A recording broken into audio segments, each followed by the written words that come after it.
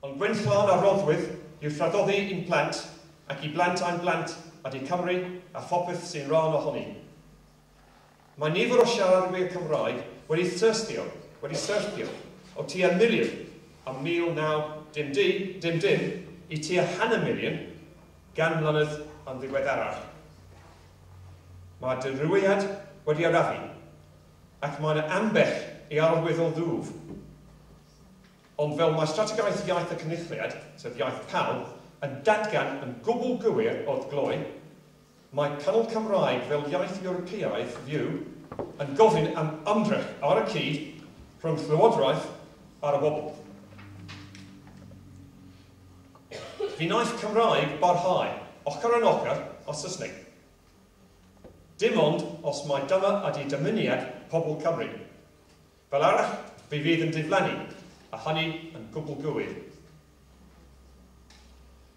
Felly, be ydy fy ran I a pham mod I am y heddiw?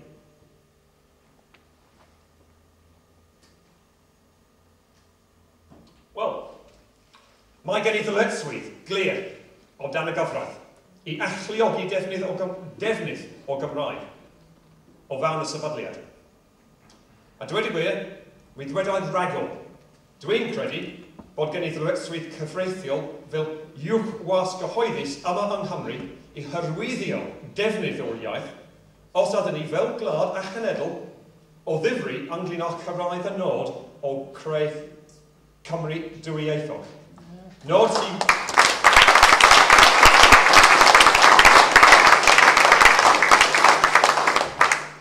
sydd wedi ei osod mor glir am polisi Llywodraeth Cymru. Ac mi ddwedai hyn ac mi ddwedai fwy. Dwi'n teimlo fod gen I ddyletswydd moesol yn ogystal ac un gyfreithiol. Ac mae teimlad yn gryfach o bosib. A fy mod i'n fawn fudur sydd wedi cael troedigaeth. Nid Cymraeg ydy fy iaith gyntaf, a fydd hi byth. Ond dwi wedi dewis byw yma, a derbyn arian cyhoeddus mewn gwlad ddwyieithog. Dwi'n teimlo dyletswydd Prif tu hwnt. Dyletswydd sydd ddim efallai wedi ei chynnwys yn y gyfraith I sicrhau na fydd y Gymraeg yn ddioddau o ganlyniad. Mae gen I ben arall rwan yn bregeth.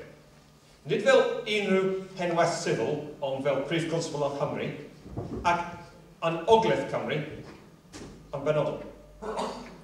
Mae yna hanes ddiweddar iawn o anifuddod sifil a throseddol yng Nghymru. Mae cofiwch Tryweryn yn fwy na rhyw slogan hanesyddol.